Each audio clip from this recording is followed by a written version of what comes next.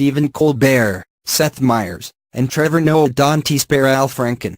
The allegations against the senator and ex-comedian are horrifying, and this does not bode well for Louis C.K.'s Senate hopes.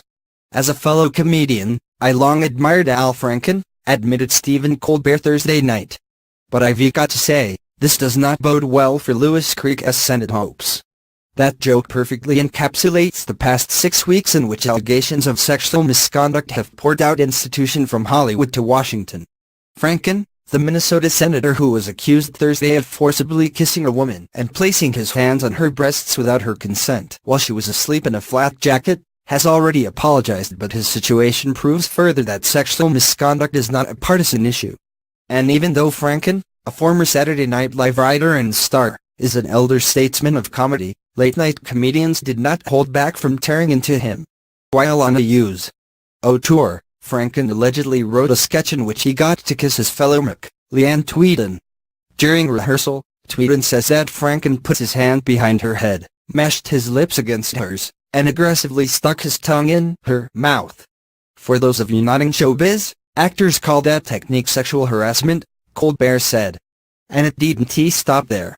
After displaying a photo taken later in which Franken placed his hands over Tweeden's breasts while she was asleep, Colbert said, "Oh boy, that is admissible evidence. So this is bad."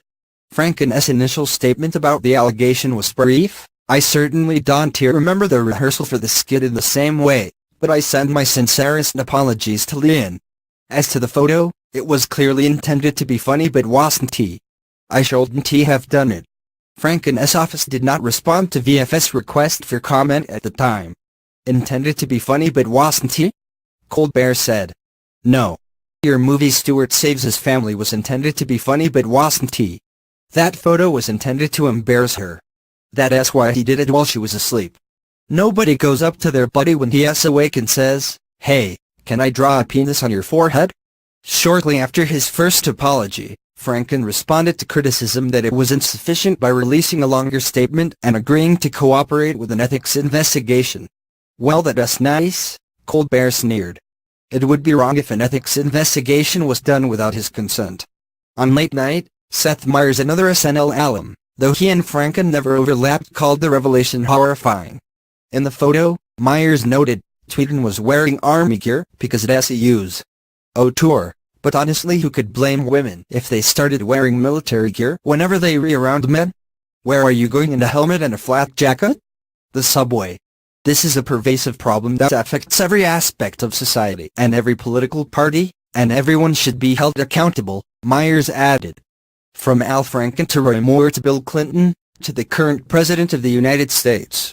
Still, as Trevor noted on ** Daily Show, at least Franken apologized, and that apology seems sincere.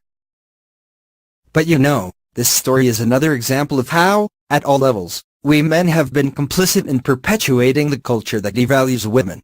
I don't care who you are, Democrat, Republican, black, white, rich, poor, men.